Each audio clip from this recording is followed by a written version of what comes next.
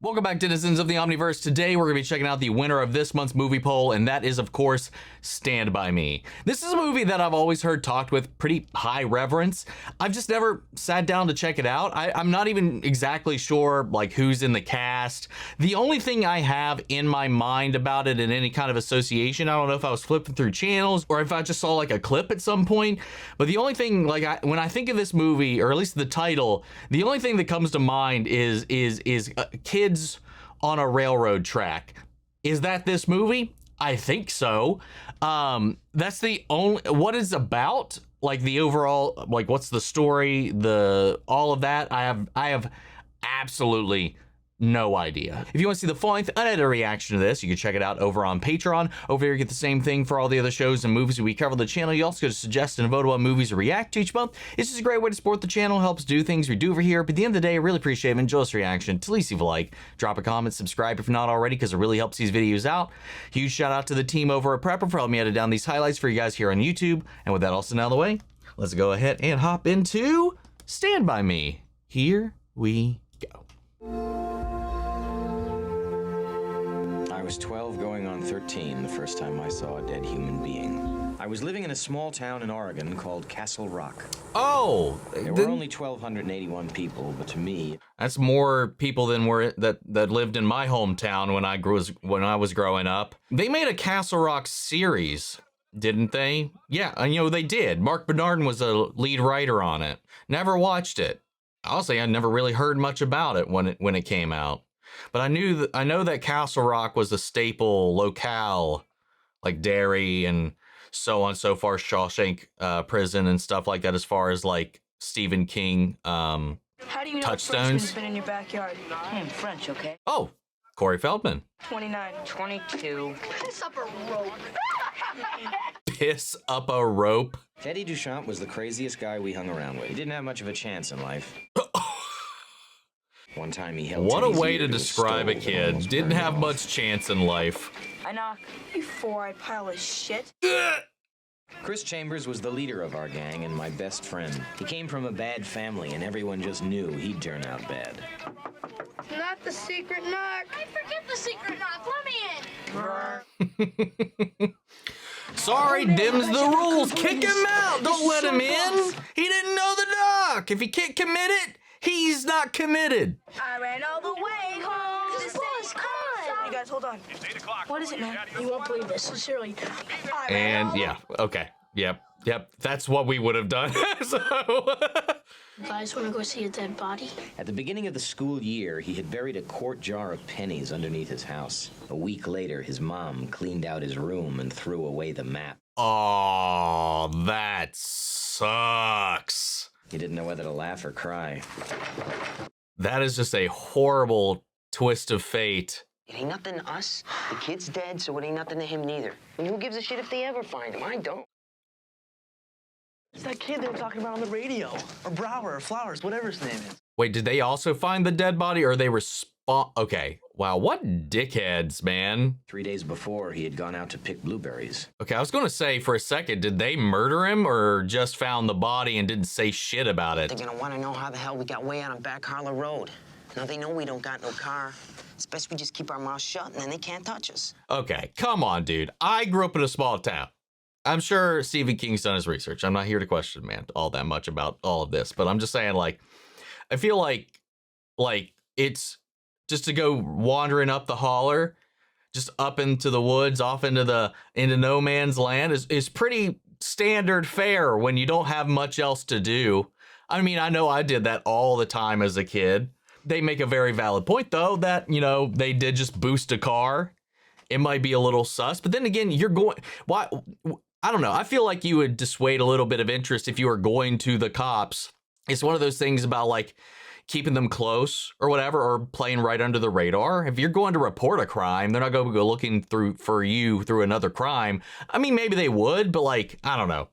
Anyway, I get they're being paranoid, but it's a dead kid. That's fucked, man. We've never had anything like that. Like, if there's any dark, shady shit that's happened in our small town, honestly, it never came to light. I even tried to look this up at one point because it came up in a point of conversation. I was like, what's the worst crime that has taken place in my town. And honestly, I think it was just theft. Like in the last like 50, 100 years, that was at least reported. Nothing had ever really been done. Maybe like there was like a body found in the next town over, but sources and evidence claim it wasn't even done there. So like I don't know. I just think it's kind of interesting. But yeah, we only had like when I was in high school, the town population was like 900 and something, just barely over 900. Oh, Richard Dreyfuss? Hold up. Who is this? Casey's from Gary Ryan. Jerry O'Connell. Vern is Jerry O'Connell? I would have never pieced that together. Nobody never. You dig me? I know the back Harlow Road. The train tracks are right there. Could he have gotten all the way from Chamberlain to Harlow? You mean I kind of see it? It's like in the eyes. Walking on the train tracks and just followed them the whole way. Okay, so who are the other kids? Oh, Will Wheaton and River Phoenix. Oh, this might be the only thing I've seen him in then. I bet you anything that if we find him, we'll get our pictures in the paper. I mean, I might have to fact check that later if I remember, but They'll probably pin a medal on you, Vern. Or we tell our folks. Exactly what you said. We'll all tell our folks we're tenting out in your back fields. You're sleeping over at Teddy's. Then we say we're going over to the drag races the next day. Well thought out. But if we do find that kid's body over in South Harlow, they'll know we didn't go to the drag races. We'll get hided. We'll get hided? He's gonna be so jazzed about what we found, it's not gonna make a difference. It might make a difference. The hiding. Shit, yeah. Let's do it. What do you say? All right. Is that like their code for grounded or buried? That summer at home, I had become the invisible boy. You know what my canteen is? Mom! It's in Denny's room. What the fuck? In April, my older brother Dennis had been killed in a Jeep accident. Oh. 4 months had passed, but my parents still hadn't been able to put the pieces back together again. Okay, that sucks. You're the one that's there and they still can't be present even for you. Is that Dustin Hoffman? Or sorry, Dustin Hoffman, John Cusack. And it is. Sorry, got my names mixed up. I meant John Cusack. I love the X-ray feature on here. It's so useful when it works. This, my friend, is for you. It's a good luck cap. You wear that cap, you know how many fish we're gonna catch? Mm. And it looks good on you, too, just like that. Hey, Mom, I'm going blind. Hey, don't start with me, porcupine. Come here. Come here. Give me a hug. You found it. Yeah. No, that was basically, you got what you wanted, get out of the room. Chris isn't a thief. He stole the milk money at school. He's a thief in my book. Yikes. It was almost noon as we set out to find the body of a dead kid named Ray Brower. Thanks a lot. Come on, man. What is it? You want to be the Lone Ranger or the Cisco Kid? Talking, Jesus. Oh. Copy from my old man's bureau. It's 45. I can see that. I know my guns. Is it loaded, though? Is it loaded? Hell no. What do you think I am? Okay, at least he's got that. Wait. Get out of here! Come on! Gordy did it! Gordy legit! Hey, who did that? Who's letting cherry bombs off out here? Cherry bomb my ass. No cherry bomb would sound like that, to be fair. I didn't know it was loaded. Honest. Hmm. Mother's name? Yeah, even if she goes to hell because you lied. Aw. Pinky swear. We always did, we always swore at our friendships when we would do something serious. That was like our like super serious. Hey girls, where you going? Hey, come on, man. My brother gave me that. Now you're giving it to me. Give it to me. Oh, it's Kiefer Sutherland, I think. You real asshole, you know I think. that? Ooh. Yeah. Sorry. Brother's not very polite. It's funny how some people like look the same or at least extremely similar no matter what stage of life they are in. That's why I'm gonna give him the opportunity of taking it back. Oh. Take it back. Oh. Cut it out! Okay, I take it back. I take it back. There. I feel a whole lot better about this. I don't know if this is a fair comparison to draw or an accurate one, but Good. Like he gives me, don't come at me. I have never seen The Lost Boys, but like his look in this reminds me of like what I recall of, I think the guy on the cover for that film. Come on. Or at least one of the characters in that film. Not saying that he's in that film. He might be for all I fucking know, but like I don't think that was him. I'm just like the overall aesthetic made me think of that. Well, what do we need a pistol for anyway? Spooky sleeping out at night in the woods. You might see a bear or a garbage can. I mean, that's valid. Aw. Train tracks. 2 for flinching. That was also something we would do. How far do you think it's gonna be? I always loved hanging around and playing on the train tracks. Don't know why. I loved it. It was just fun. It was a common occurrence. There's no way that sucks. That we had like a fishing spot, a little cove on 2 sides of it, and then sometimes just go as far as I can go some days, and then just come back. What do you mean? There is something very eerie about how straight that stretch was, though. How symmetrical that shot was. There's something almost otherworldly about it. Hey, I'm kind of hungry. Who's got the food? Did anybody bring anything? Gordy? Guys, come on. You mean you didn't bring anything either? Well, shit, this wasn't my idea. It was Vern's idea. Why didn't you bring something? What am I supposed to do? Think of everything? I brought the car. Oh, bring...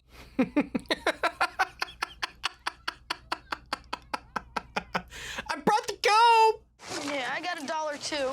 And 68 cents from Chris. I mean, to be fair, that is a very childlike thing to do when food is almost generally something you don't have to think about all that much. And then you go off like, cause you're just so fixated on the adventure. And now they're too far out. Guido Charlo's is at the end of that little road that goes by the junkyard. I think we can get some stuff there. I mean, at this point, with 237, yeah, you could get something with it, at least something to tide you over. Come on, Teddy. I'm gonna dodge it. I never did this. Dig it. The intrusive thought most certainly entered my brain many a time, but I've never been dumb enough to try. Because that would be the one time my foot would get stuck in one of the planks.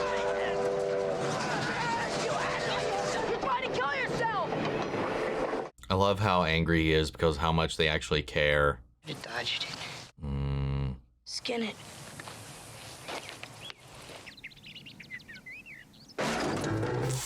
Fuck. That startled me. Billy, you're up. Nah, you guys win. I don't want to play no more. We only played 3 innings. That would be a non-official game.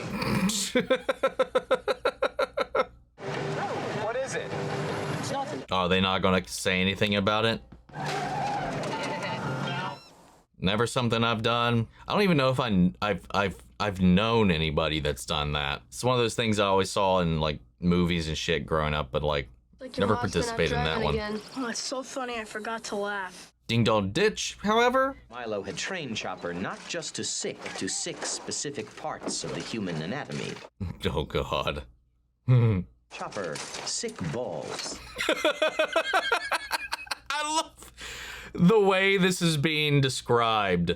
The I don't know. There's something hilarious about that. One might hear Chopper, sick balls. Hey, race you. Oh, right to the pump, man. Come on. I'm kind of tired. Go! Maybe don't leave your canteen and... The chance is fading on its chambers at the tape. The crowd goes wild. That's tits are getting bigger. Yeah, I think he's right. You know what? Yeah. You're starting to bend around the side. Oh my God. This is really a good time. Vern didn't just mean being off limits inside the junkyard, fudging on our folks, or going on a hike up the railroad tracks to Harlow. They did a really good job like capturing Now, it was more, and that we all knew it. the vibe of just hanging out with your friends at this time. It was grand. I mean, for me, it was the 90s, but it was still very much so. I mean, probably because of where I grew up, very much so still such a similar vibe. Better go get the food. Junkyard opens at 3. Chopper will be here. Like, there's definitely still some of that Stephen King dialogue, for sure. But for the most part, the essence is so intact. I'd say the only difference is, yes, we did have, you know, TV more prominently, or by this point, I would have had an NES or a Sega. But I was still outside. Just a good God, the chances of that. Oh, come on, Vern. That doesn't mean anything. But yeah, I was still outside so much more than I was really even on that most of the time. Billy told me they were supping for beers, and they came up with a goocher just before they got into the car. Nobody believes that crap about moons and goochers. I've never heard about that shit. You gonna flip or not? Come on, Vern. We don't have all day. Again? Lose, Gordy. Okay. Nope, not this time. What was that, you fucking witch? Does the word mean anything to you? Don't call me any of your mother's pet names. What a wet end you are, LeChance. What the fuck was that one? I don't even know what that is. And when I look at you, I throw. And then your mother goes around the corner and she licks it up. To degrade a friend's mother was always held in high regard. Yeah, they're not wrong. Morph. What the fuck is that? Oh, okay. I remember the year was all conference. Quarterback he played. Are you going to see Jane after the game? Dorothy, don't talk to the boy about girls. Dad. You shouldn't be thinking about girls. Pop, did you read the story that Gordy wrote? Gordy wrote a story. It was really good. What did you write, sweetheart? Turning the attention away from him. Football takes concentration. You start in on the girls and his mind's all over the place. Oh my God, no, he's just trying to like share the love because you're quite clearly fixating and neglecting one of the other kids. Also, probably wanted to get the attention off of him and the pressure. But yeah, that sucks. You could definitely see how his loss would have fractured everybody. Yeah, well, your brother Denny sure could play football. And everybody just keeps talking about him. Here you go, kid, $1.50 a hamburger. Where'd they go? Oh, uh-oh. Chopper! Sick balls! Run, Gordy! Chopper, chicken boy! Oh, well, uh-oh. But what I heard was, Chopper, sick balls.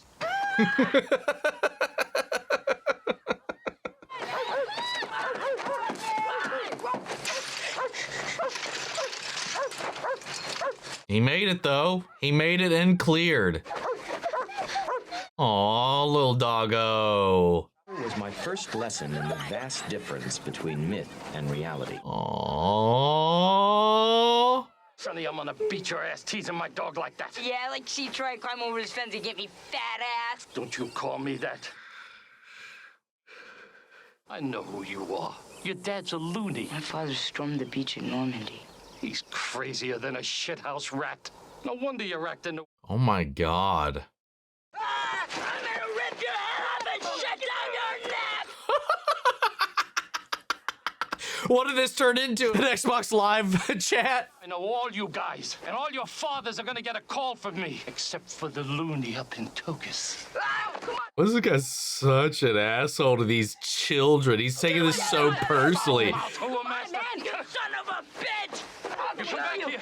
Come back here, you hear me? What kind of bitch gets so bent out of shape by a bunch of kids? It does not reflect well upon him. Like, getting angry is one thing, but like digging in like that, those personal attacks, that's just like just as, if not more immature than what they were doing. Whatever is between you and your old man, he can't change that. Forget it, all right? I get that. Like he said, he sees his dad all the time, and he gets his hand all the time. So he's like, I don't miss my old man, but he's got like an idea built up around that, like a look and a feel, like kind of a myth, like they were talking about with Chopper, that he's built up in his head to feel better about it all, or linked into it all, or maybe that's just simply what he believes, and he needs to believe that to feel better about himself and not having his dad around. I'm sorry if I'm spoiling everybody's good time. Oh. I'm not sure it should be a good time. We are going to see a dead body after all. Going to see a dead kid. Maybe it shouldn't be a party. Like if he's really bad, like all cut up in blood and shit all over him, I might have nightmares. Now they're starting to wrestle with like the reality of if they actually see the kid. It was only 2:45, but it felt much later. We weren't even close to the Royal River yet. I wonder. Hold still, will you? What the fuck? So, what's with you and this Connie Palermo chick? I've been seeing her for over a month now, and all she let me do is feel her tits. Catholic, man. They're all like that. You want to get laid, Oh, you gotta no. get yourself a Protestant. Jews could. What the fuck? KLAM Newsbreak. But yeah, a month, and he's like, I feel like a month is quick for that, especially at this point. The outlying areas. Shit, when are they gonna give up? Indicated. Kid's gone, they're never gonna find him. Not where they're looking. Hey! Oh, he just let it slip. 10 years from now, some hunter's gonna go in the woods to take a leak, wind up pissing on his bone. I bet you $1,000 they find him before that. But you $2,000 they don't. Oh my god, now he's trying to rig the bet. Yeah, he's like, shut the fuck up, dude. If either one of you assholes had $2,000, I'd kill you both. From the racks and stacks, it's the best on wax. It's the Cornettes with Lollipop. Lollipop, lollipop, oh, lolly, lolly, lolly.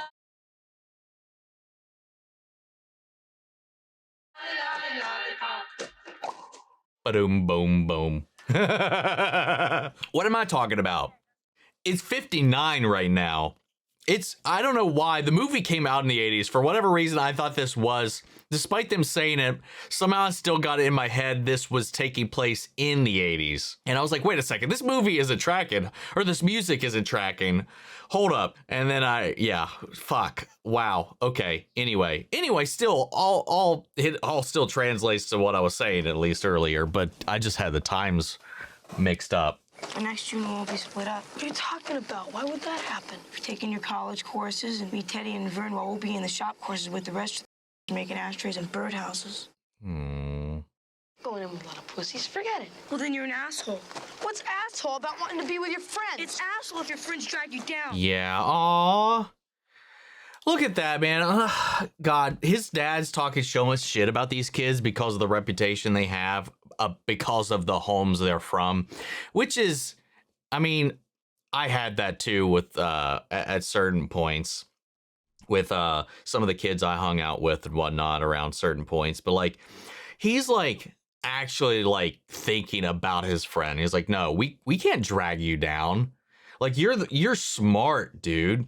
We're gonna be doing this, and that, like discounting themselves and undervaluing themselves almost for the same reason, same way that everybody else in town might be, like underselling or cutting themselves short. But like, at least for him, they're like really like, no, like you need to go do those things. Like you can be something, you can get out of this. You know, you owe that to us and to yourself to live up to your potential rather than like stifle yourself to stay with us. That's a good friend right there, man. You think Mighty Mouse could beat up Superman? What are you, cracked? Mighty Mouse is a cartoon. Superman is a real guy. Yeah, maybe you're right. Would be a good fight, though. It would be a good fight, especially at this point before Superman became absolutely insane. I don't want to be a writer. It's a stupid waste of time. That's your dad talking. Bullshit. Full true. Oh my God, is this our self-insert? There's always a writer. His brother was trying to help encourage him and lift him up. His friends are encouraging him and lifting him up. He's just hearing his dad's voice in his ear at every... Yeah, there, Wish the hell I right was there. your dad. You wouldn't be going around talking about taking these stupid shop courses if I was. Aww. It's like God gave you something, man. And he said, this is what we got for you, kid. Try not to lose it. And if your parents are too fucked up to do it, then maybe I should. Yo, hell yeah, dude. Let's go. Yeah, by the time we get there, the kid won't even be dead anymore. I was talking about the resurrection. The second coming. What happened before they get there? Love like yours will surely come my way. Oh, dude. Fuck that. I mean, that wouldn't be a problem, but God forbid a train came while you were on the middle of that. We could go down to the Route 136 bridge. That's 5 miles down the river. You could swim across the river, but then you'd be soaking fucking wet. Go across here, we can get to the same place in 10 minutes. But if a train comes, there's nowhere to go. Just jump. Jump! I'm crossing here. I'll be waiting for you on the other side. I could also say, like, worst case scenario, if you didn't want to jump, you could hold off on the planks on the side. But then you don't know how long the train is or how long you can hold on or if you'd even be able to pull yourself back up. Run. Yeah, I mean, that's smart, but run. I would be fucking sprinting if this is the call we made. Why are we walking? Kids, run.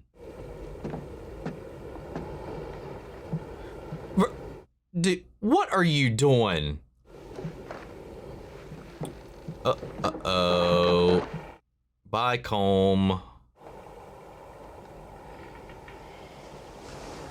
I lost the comb. Oh, no.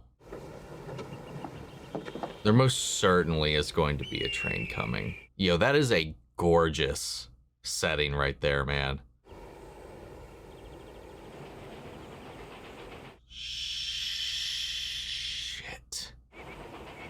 Shit.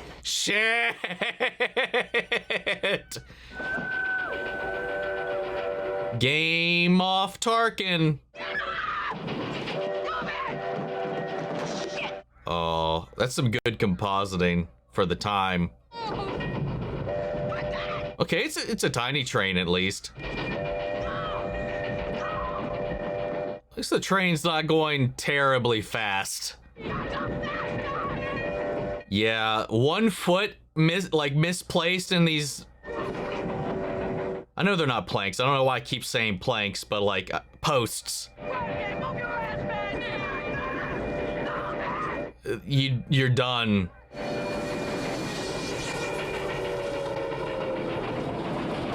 They dodged the train. Where did they land though? Okay, good. I mean, that would have hurt. I mean, it's better than being dead. At least now we know when the next train was due. Not the time, dude. But yeah, they were lollygagging, man. They should have already been across that. Too cool. Vern, you were so scared you looked like that fat guy, Abbott Costello, when he saw the monk. I wasn't that scared. Oh, dude, you were terrified. Mind if we check the seat of your jockeys for Hershey squirts, will you?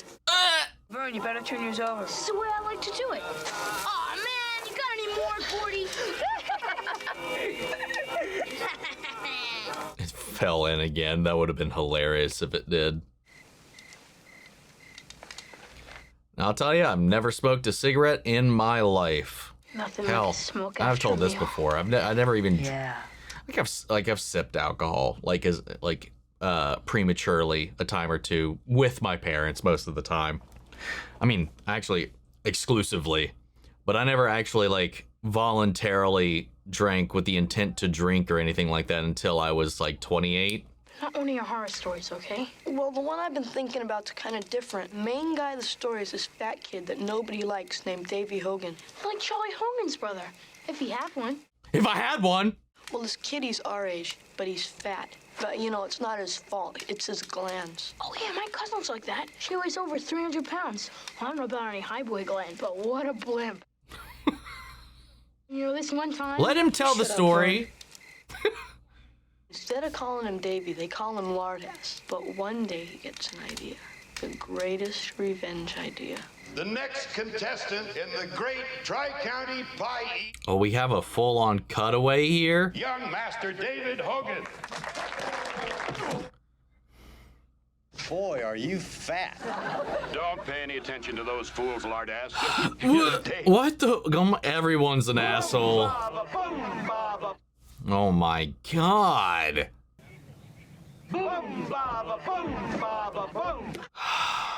The four-time champion, Bill Travis. All right, are you ready? Chow down, wide load.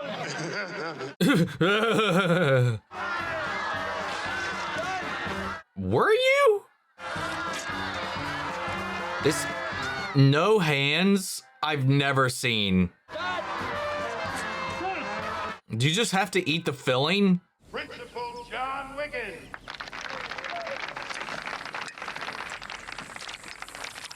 Oh no. Oh no. Oh no. Wait, what? Bob Cornell. Ah, that is vile.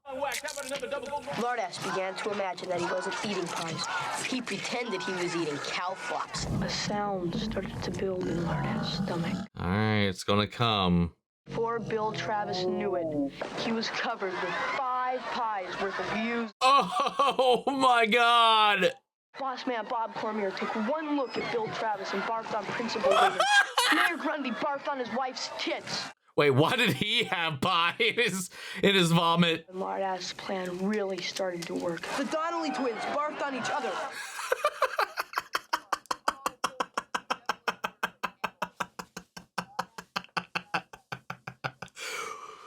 What the crap, dude? And total barfarama. I was expecting a rip to come at the end with the castor oil and the egg. But that the best, just the best. Yeah.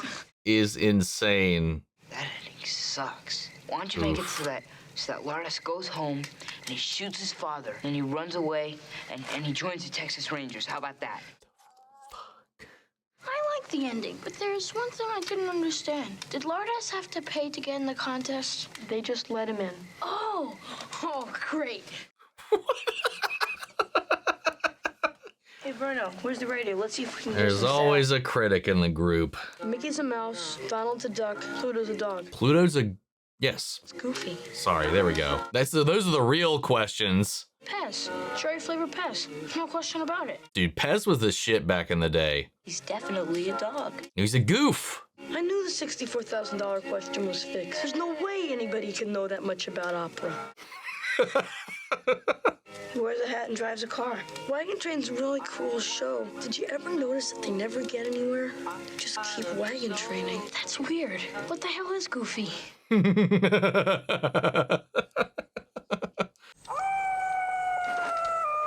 Oh my God. It's that Brower kid. His ghost out walking in the woods. I promise I won't hawk no more dirty bugsings. What is it, Chris? Maybe it's coyotes. I mean, it is. It's not coyotes. It's his ghost. Okay, I guess they don't know the sound. Hey, Teddy, sit down. How do they not know the sound living out here? Maybe they don't come that close into town, which I would also find kind of surprising. Oh, they are getting closer. That is for damn sure, though. Maybe we should stand guard. It's a good idea. Give me the gun. I'll take the first watch. Fuck no! I would not give that kid a gun. Like, no. 2,300 hours. Teddy Duchamp stands guard. Do. Hey, try to sleep. The dog faces rested easy. God damn it. Okay, maybe he might be the worst one to have the gun. At least he's alert. Well, I trust you the most with it. Maybe not point it at your friends. I mean, it's not at them, but still too generally in their direction. Should have been you, Gordon. He didn't actually say that, I hope. I hope that was just in his dream and his subconscious eating at him. If his dad ever actually said that, I don't know, given the way his dad has been. But that sucks all the same. Maybe you could go into the college courses with me. They won't let me. What do you mean? Just one of those low-life Chambers kids. That's not true. No one even asked me if I took the milk money that time. I just got a 3-day vacation. He just assumed he did. I mean, he may have, but... Take it? Yeah, I took it. You knew I took it. Teddy knew I took it. But they didn't. Even Vern knew it, I think.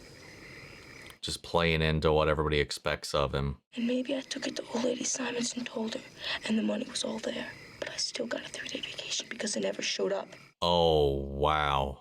Simons had this brand new suit on when she came to school. Yeah, it was brown and had dots on it. Wow. Just suppose that I told the story. Chris Chambers, kid brother to Eyeball Chambers. Do you think that anyone would have believed it? No. No way. Hell no. But with me, People are like that, man. It's fucked up. I never thought a teacher that I could go someplace where nobody knows me. That is fucked, man. I guess I'm just a pussy, huh? No, man. Wow, what a scene. That's the sad reality about, I mean, I was going to say small towns like that. You are kind of cursed because everybody knows everybody, and people changing a view of anybody is going to be near impossible. A lot of the time it's so difficult. And in situations like this where they know your family, they know the history, they think a bad egg begets a bad egg. And then even if you even play into that, and then your lack of privilege, if you have that, will also feed into it. So if you're ever desperate, if there's ever like a good reason for you to have to do anything that might be bending the rules or breaking them, people will then use that to justify and validate everything that they've thought of you up until that point. And then, yeah, like, no, it's like nobody's going to care about this kid. I'm just going to perpetuate the cycle, perpetuate all of this, no matter, even if he's trying to break it or do something right. And, you know, no one will know, be none the wiser. I'll do something for myself. That is fucked. And yeah, a teacher doing something like that is like something as a kid you would never think of. You're almost conditioned to be like you feel safer with a teacher than your own family in a lot of cases, in a lot of situations. And for that trust to be violated and to just be like, even they think the same thing. And he's like afraid to even try to rise up out of any of this, to push back to whatever, you know, there's no hope because if they just keep seeing me like that, prove them wrong on the paper, prove them wrong in your answers, prove them wrong in the knowledge, you know, you still might get some pushback, but like at least there you might be able to defend yourself a little bit more. But he hasn't tried. He doesn't feel like there's a point in trying. But I'm here with Gordy on. He could probably, if he's able to somehow shove that down and like push through, he might be able to be like, actually get out of here and reset and prove everybody wrong. That's just, it's so fucked, man. And yeah, like if it was anybody else, it probably would not have batted an eye. That was heartbreaking. And what a killer performance right there, dude. That was so real, so raw. It cut right to the core, dude. I almost don't want to continue, dude. That was like fucked. But I get, like, we haven't even got there. The journey is to get there. And all of this so far has been these kids just being kids, them opening up about themselves and the struggles, the day in, the day out, the joys, the struggles, the trials, tribulations, self-worth. And that's the journey so far.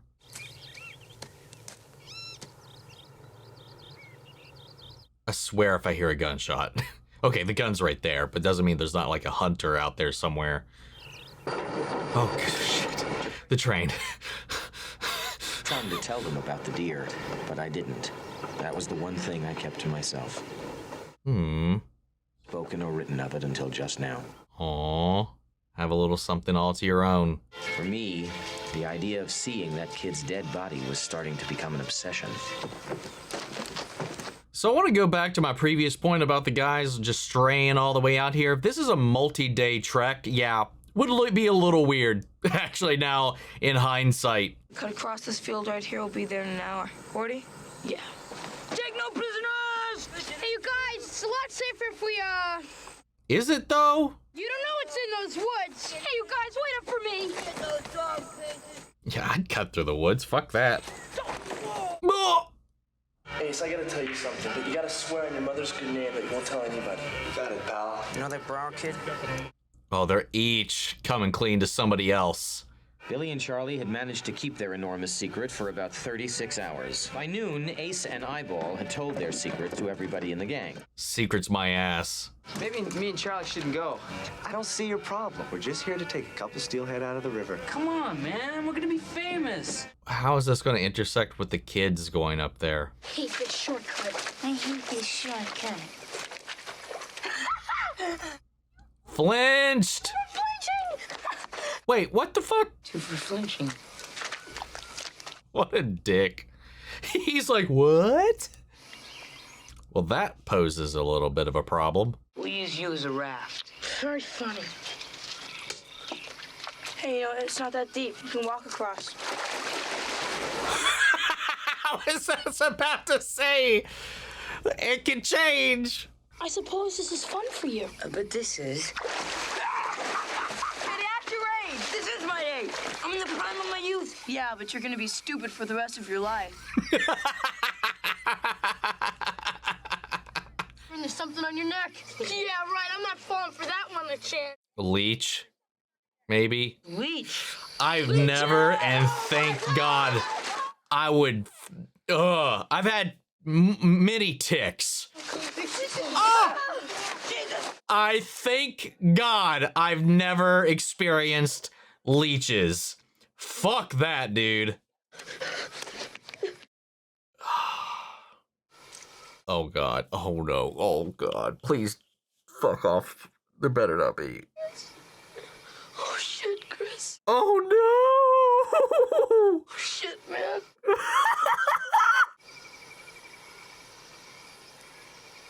That's a lot of blood. Gordy, man, are you okay?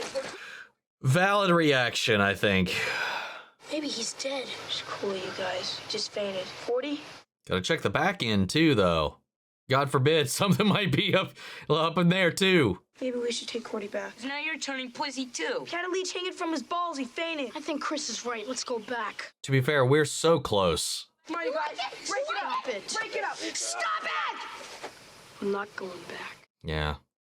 At the time, I didn't know why I needed to see that body so badly. Got him. Uh-oh. Fall back, Ace. Come on, I'm fucking around. He's gonna make that truck get off the road.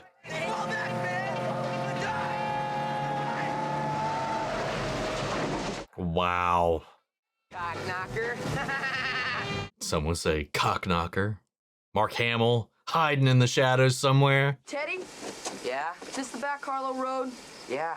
Teddy, you and Vern watch the left side of the tracks. We'll take the right. All right. There he is. I see him. Look. Damn, that didn't take long. None of us could breathe.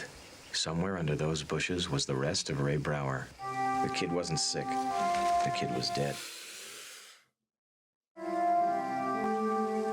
Kinda, it's the death of innocence right there, man. Let's look Just for a some little long bit. branches. We'll build him a stretcher. Why did you have to die? What's the matter with Gordy? It's making him think about his brother. Why don't you guys just go over there and look for some branches, okay? Okay. He didn't, like he said before, he hadn't really confronted his death. Or processed it. Why did you have to die, Chris? I don't know. It should have been me. Don't say that, man. My dad said it. I'm no good. He doesn't know you. You're gonna be a great writer someday, Gordy. You might even write about us guys if you ever get hard up for material. Guess I'd have to be pretty hard up. What the fuck do you know about this? No, god damn it. Wasn't planning on taking the body from us, was you, boys? We found him. We got dibs. They got dibs. You guys came in a car that's not fair. He's ours. There's 4 of us, Eyeball. You just make your move. Well, their whole gang is, yeah, You guys have 2 choices. You either leave quietly or beat the shit out of you. We take the bodies. Yeah, Vern told us how you found him. Oh, Billy, I wish we never boosted that car. What do you say, kid? Why don't you go home and fuck your mother some more?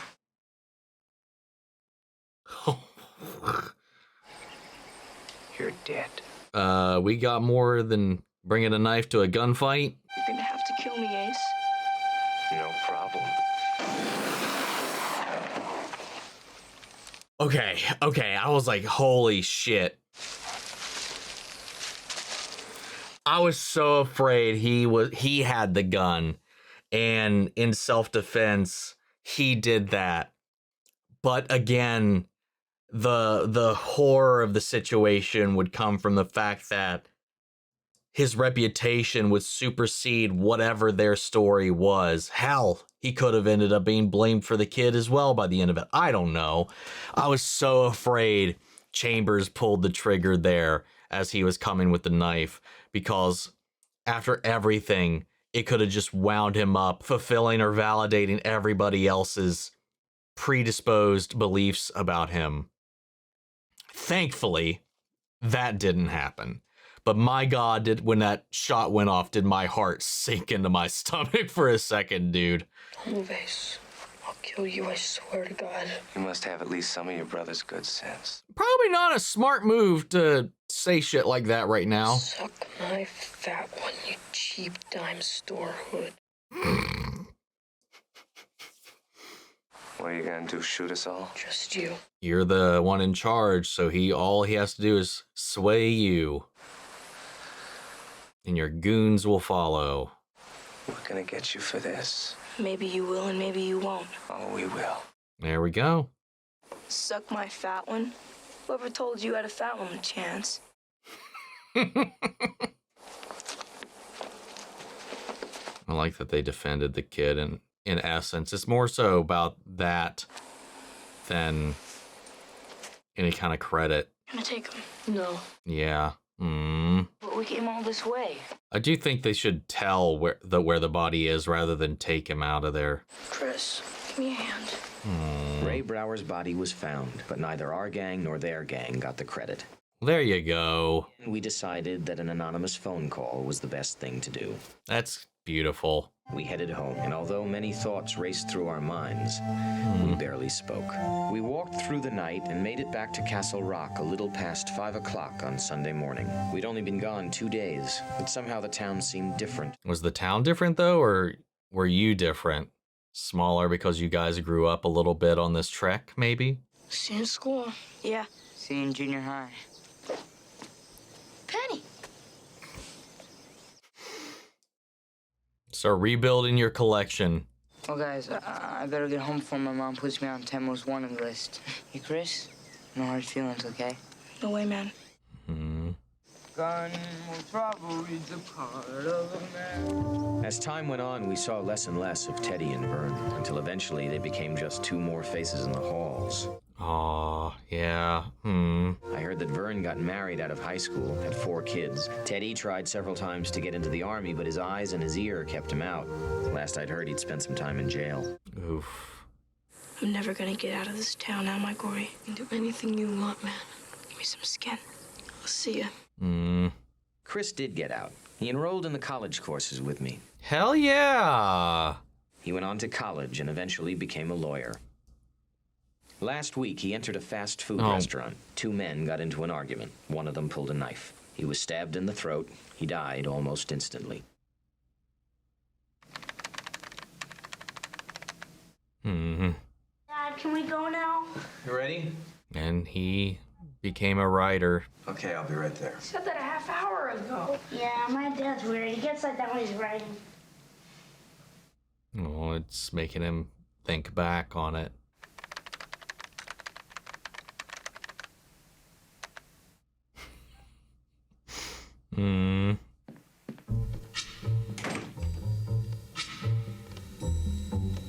Oh, damn. Oh. And then there's his kids making their memories and stuff like that all over again and seeing the cycle continue on. Based upon the novella The Body by Stephen King. As you stand by. I was so fixated on this image in the back. I didn't even clock the song. That was a beautiful fucking movie, man. I did not recognize Richard Dreyfuss, though. I will say I did not recognize him in this, at least.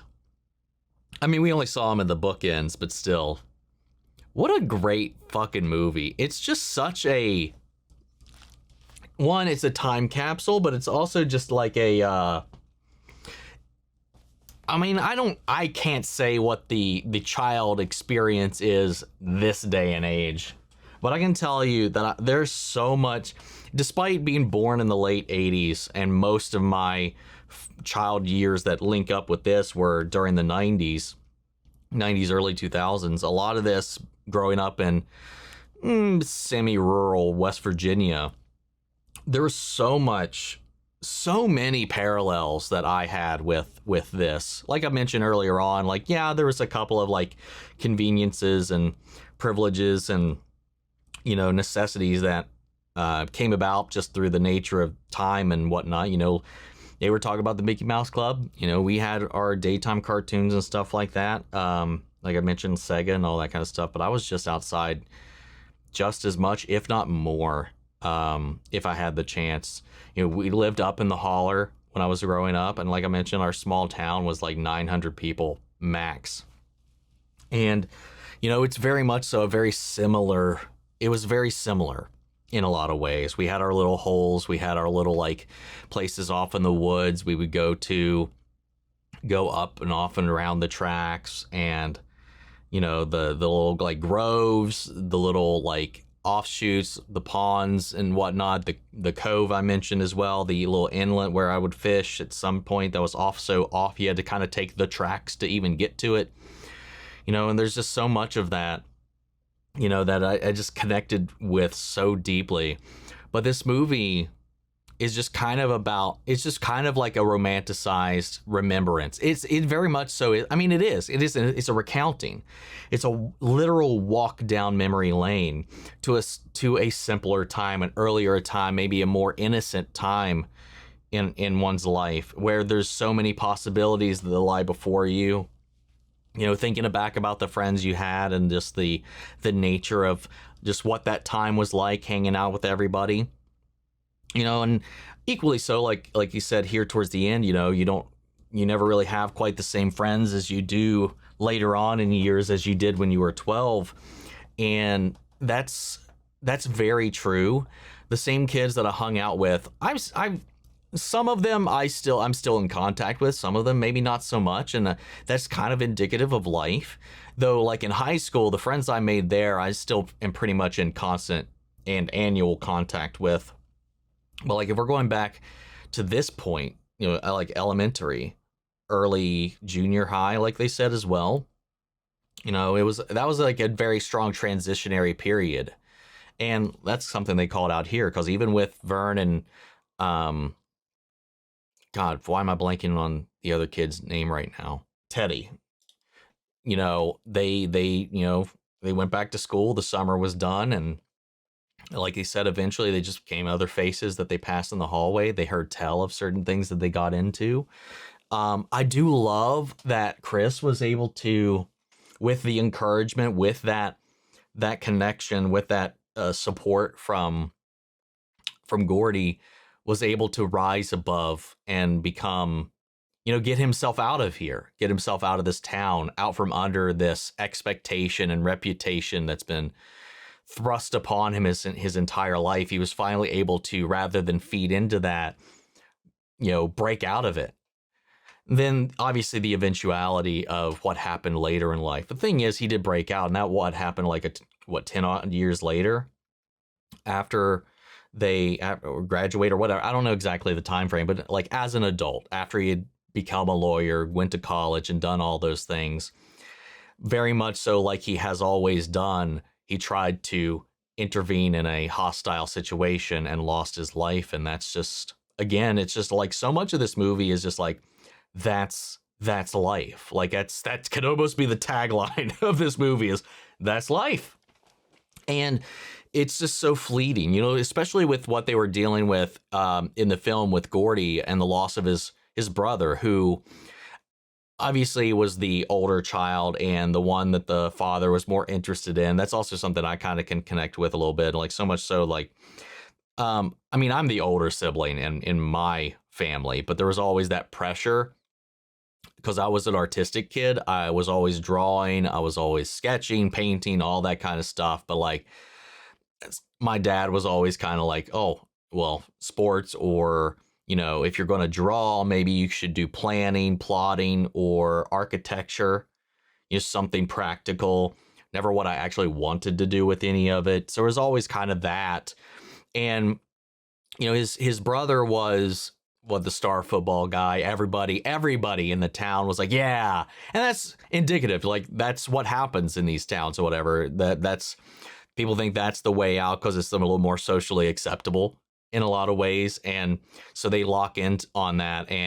But his brother was like so kind enough that he was always trying to lift his brother off, whether it was to also get the spotlight and pressure off of himself, because that's a whole other pressure unto itself, because he's like, he has to live up to the expectations, the pressure of what they're trying to do. He's like, no, don't think about girls, don't think about your happiness, don't think of having a life or just being a kid at this point in time in your life. You got to think about this, and that. Focus absolutely only on the thing you're good at. And that works for some people, but it can be a very isolating thing. And he always was trying to help his brother get some spotlight, because he noticed he wasn't getting attention. He loved his brother, and and again, just like it happens, sometimes accidents happen. There's no rhyme, there's no reason. And he was gone. And then how that void affected everybody in the family, and that already tense relationship between him and his father only got worse. And then the mother, who was kind of a mediator between the two, we saw her being warm to both. She got excited when talking about when his brother redirected the attention to his writing. You know, his mother turned her attention towards that as well, but the father never quite could. And then once he was gone, she just stopped communicating altogether. We never heard her interact or respond to Gordy once. Only the father ever did. And that's got to really linger on a kid. And it did. And he especially at this age too, death, like, you're starting to come into this realization with a lot of things at this point, is like this understanding of life and what that is. And to be confronted with a loss at that age is a hard thing to kind of reconcile with, because now it's only become tangible. And you got to see that in a multitude of different ways, between him wrestling with his brother, or, well, him not wrestling with the loss of his brother. Because like he said, he didn't cry at his funeral. He's still trying to understand what happened. He's still keeping it at a distance. He hasn't processed it yet. And finding this dead body, like we talked about it too. The kids are, again, death is like this concept they can't, you hear about it, whatever, like with Teddy glorifying the supposed adventures or escapades of his father in the wars and whatnot, you know, like there's this glamorization of it that you have, but then the reality of it is so far removed from that once you come face to face with it. And that's kind of representative of this kid, because it's a kid. I think he was their age. I think the implication, he was also their age, but also like the loss of somebody like that. You know, in your head, you're like, oh, dead body. Ooh, so taboo, so weird. Let's go see it. And then you're there, and it just kind of, the whole mood, the whole vibe of everything shifts. The story is very much so, along with it, is this, because the whole thing there, joking, poking, prodding, shooting the shit, they're having the little adventures, the little offshoot things, the little problems, like with the junkyard, with the deer, and then this gang and all that. Like there's all the life and adventure that was happening up until that point, and then that's when it stopped being fun and games, because that was a kid like them dead, and then it becomes reality. It's no longer this thing that was at the end of the road, or the quest, this adventure, this prize at the end, or whatever, the spectacle that they were going to see, like it was some kind of carnival. And then it just affected them. Like they said, like they didn't talk at all on the way back, because they were never not thinking about this, let alone all they had just trekked. And they didn't camp, they didn't stop, they went day and night all the way back home. And I love at the end of the day that they got justice for this kid as well. And that there was this push and pull about who was going to get credit because of what was going on with that gang, and everybody was looking for this kid, and how they stood the ground, they defended their innocence, they defended their sanctity and that of the kid as well, and gave him that peace. Because it would just be, yeah, who would want to make a spectacle of one's own death? And I think that's when they came down to it and realized it once they found this kid, to give him that peace of mind, calling in, doing an anonymous tip, and going in. Because this story, very much so, once they found it, is a death of their own innocence. Because that's when the transition from this age, like 12, into the teenage years, into that next stage of life, that absence of adolescence, is represented by their literal death of childhood and death of innocence is represented by this body. And I thought that was a very interesting artistic direction to go with this, to have it kind of focal around that. And it was this thing that, this eventuality at the end of the road that, you know, once you hit that, you know, that was the thing at the end of the journey that set things on the motion. And once they found it, it's the catalyst for the next stage of their lives. I don't know. That was really, really brilliant. It was just so wholesome and so beautiful. So it's just such a very, very much so a slice of life. It is about childhood. It is about that time we all look back on. And it did a really great job from the banter. And yes, like there's some kind of hokey dialogue, I would say, which is very typical of Stephen King and his writing in general. But for the most part, the vibes, the banter, the rituals, the behaviors was all so very authentic, and something like I mentioned multiple times throughout that I could easily relate to and connect to in a lot of ways. And they did a really good job capturing that. And then these little like really real moments that they would peel back, like with Teddy and his father, what he thinks versus what everybody else in the town says. Like, it's hard to say what is true because of our viewpoint, but the reality is he's probably built up a fabrication about his father, or have a different version of him to feel proud about, as opposed to what everybody else is saying, you know? Then you have Vern dealing with the ridicule, dealing with all this other stuff, being the sensitive kid, a little more cowardly, and the way that he has to kind of push through that and all this kind of stuff. And then Teddy dealing with, or I'm sorry, not Teddy, Gordy dealing with not living up to the expectations of his brother or his parents, and feeling like because he's not loved as much. And then you have Chris, who just is such a tragic character, because I saw a lot of that growing up. There was a lot of kids that I grew up alongside that they didn't have the best home life. They didn't have the best accesses to resources or whatever it might have been.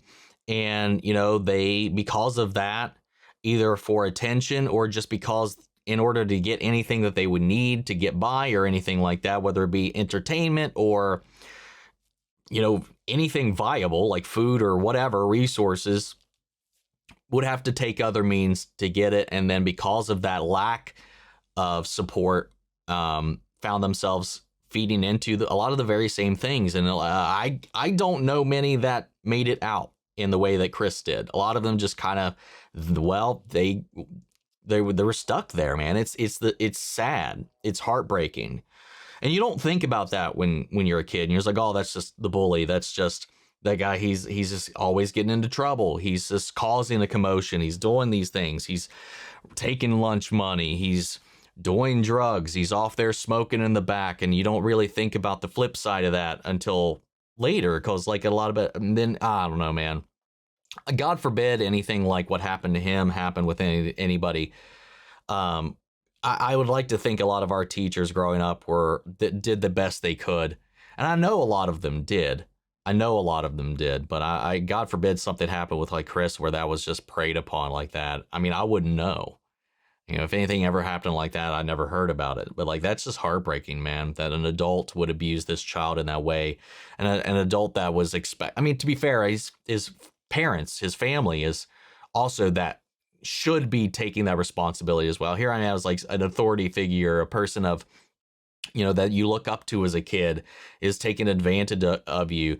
You know, it's one thing because I say that like it's like that shouldn't, it's that happening in the home is normal, or it's the thing is it's a common, but the thing is you would hope that outside of your home, outside of your broken home, that somebody might have the heart to not do the same. And then to have a teacher of all people do that to him is absolutely fucked. And he just felt like if even when I'm trying to do the right thing, people will twist that and use that and, you know, do anything and everything to discount that, to feed into the lie they built up in their own head. It's just heartbreaking, man. That scene, I think, got me the hardest out of all of this, because that's one of the hardest things to break is your own reputation, and let alone one that you have only because your family has it as well. As if bad eggs only beget bad eggs. Whatever. You know, there's the whole thing, the apple doesn't fall far from the tree, but whatever. Like, that can be true, but like, I don't know. It's just so narrow-minded, so short-sighted. And honestly, like, I can't pretend that I don't fall prey to that. I think a lot of people do, whether we think of it or we're aware of it at times. Sometimes we do prey into or fall into just seeing people based on their reputation solely alone.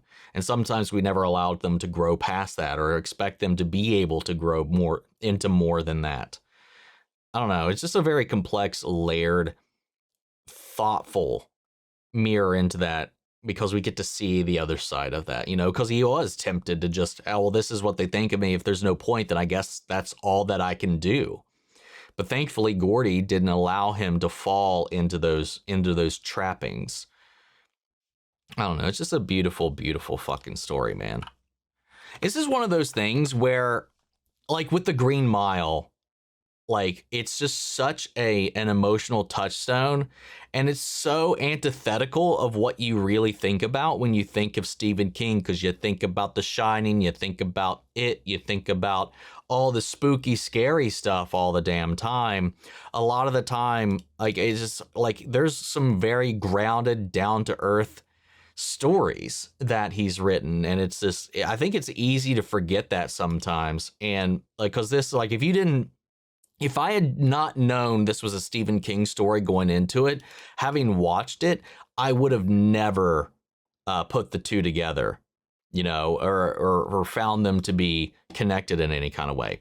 Anyway, that's all I've got. I feel like I probably talked some circles about this, so let's go to Patreon and see what kind of questions we had from over there. All right, we got Russell Crockett, Rob Reiner, this director, and Frank Darabont are my favorite Stephen King filmmakers. Frank Darabont, I know that name, but I can't summon a film to mind. Rob Reiner, as far as his films go, because I was pulling this up beforehand because I was looking at the director to see if I recognized anything outright. And I think we've talked about this before, but he did The Princess Bride, A Few Good Men, which I've seen. But outside of everything else, when did this come up? This came up with another film we watched at some point, and I can't remember. When Harry Met Sally, that was why. Sorry, I just... And Misery, god damn it. I did this last time too. Like, I was like, for whatever reason, skimming through this list of his films, I missed so many that I had seen, and that was when we did When Harry Met Sally, and I was like, well, there's a bunch of shit that apparently I missed. Yeah, so now we've seen Stand By Me, Princess Bride. I've seen on my own time. I didn't react to that on the channel, but I have seen it. I've seen Misery. I've seen A Few Good Men, When Harry Met Sally. I'm making sure to do this one by one now, so I don't do that again. Yeah, and that's everything. I know this is Spinal Tap is a very iconic one, but that's still one I haven't seen either. But now we've got a little more on the list here. Anyway, Frank Darabont. I know I know that name, but I don't. Oh, okay. He did Nightmare on Elm Street 3, Dream Warriors. He wrote that. He didn't direct it. That's my personal favorite Nightmare film. Shawshank Redemption. Okay, yes. I love Shawshank. I've seen that. He did, Green Mile. Okay, makes sense. Yeah, I've seen both of those. Love both of those. And The Mist. The Mist or The Fog? Have I seen The Mist? I always get The Mist and The Fog confused. I'm not sure if I've seen The Mist, but he also did The Mist. All right. Memento Mori asks or states, this is one of my favorite coming of age movies. I can see why. I can most certainly see why. Did you find you related to it or any of the individual characters' story arcs?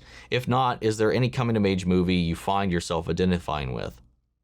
No, I definitely did. I think I talked about that a lot. A lot of the things that they did, both the ways they ribbed on each other, the way they talked, and some of their own kind of rituals were things that we were even doing in our group in our time.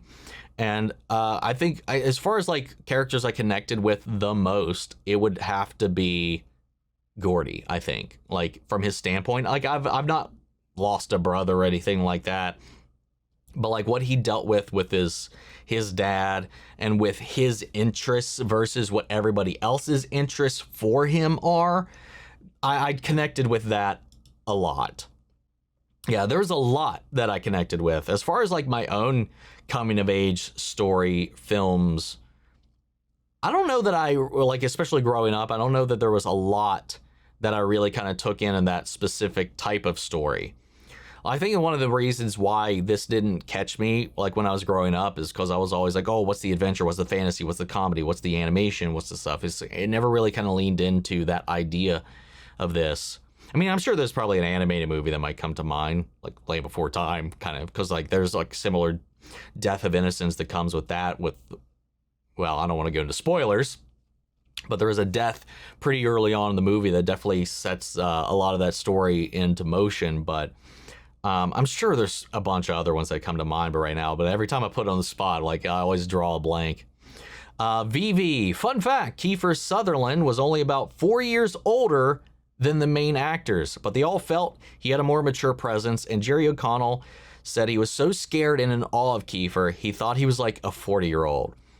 When you're a kid, the smallest of age gaps can feel like chasms sometimes. You know, and like 4 years is like 8 or 20 sometimes to a kid in a lot of ways. So I get that. That's funny. He does look significantly older than the rest of them, I will say, probably just because of his sheer size compared to the rest of the kids, or at least maybe the way that they shot it. So I definitely get that. We got Dale Smith here. What Stephen King stories are you familiar with, and do you have any favorites? I'm familiar with, I've never read, let's be fair, I've tried. The stylings are a little difficult for me, I'll say, like this style of writing, but I've seen a lot of Stephen King adaptations. All the It adaptations I've seen Cujo, Pet Sematary, The Shining, Green Mile, Shawshank, all the ones I just listed off a little bit ago as well. What was it? Damn it, what was with the fucking chainsaw meatballs? Fuck, what is that called? The Langoliers. I've seen that. Yeah, I've seen quite a few adaptation. Firestarter as well. Both unfortunately both versions. The Zac Efron was a little rough, but yeah, I've seen quite a fair amount. Not as much as I would like, though, because I know that there's just a plethora of works there to dive into. Then we have a couple here from Reagan Borelli. One of the main kids in this, the one with the white shirt named Chris, the actor for him was River Phoenix, died when he was 23 due an overdose. And he's the older brother to Joaquin Phoenix. I knew he passed away early on. I knew he was Joaquin's brother. I don't know. That was something else I wanted to see. If there was anything else I had seen with him prior to his passing. Obviously prior to his passing, but if there's anything I would know him from older works. Oh shit, I did not realize he was young Indy in The Last Crusade. That's cool. But that would have been the only thing. Now, well, obviously now this, but that would have been the only other thing. And none of his TV appearances. Yeah, none of the other stuff I've seen. Anyway, sorry. Let's see. You played the Joker in The Joker. Yes. Before he died, he was originally going to be in a lot of the role that ended up going to Leonardo DiCaprio in the Titanic. Wow. What a alternate reality we could have lived in this situation. That's just heartbreaking, man. It's kind of, oh God, it's like, when you think about it like this, it's kind of wild how this character, their own epilogue in this story ended up kind of being indicative of just the tragedy of River in general, who played this character. While not, you know, while not the trajectory is the same, but like the cutting short of a life is kind of similar in the way that it connected with the character of Chris, you know. That's interesting. Another fun fact, all the kid actors strongly related to the stuff their characters were going through, and that is why they were chosen for the part. That's why so many of the scenes will feel so authentic, because that's why the actors in real life are going through at the time. That's one great choice to really sell the performances in this, but also just heartbreaking to know that even the actors connected with these characters on that level in that way. But they did such a great job with that, man. Sometimes that stuff just works out that way, man. Helps for the benefit of the story.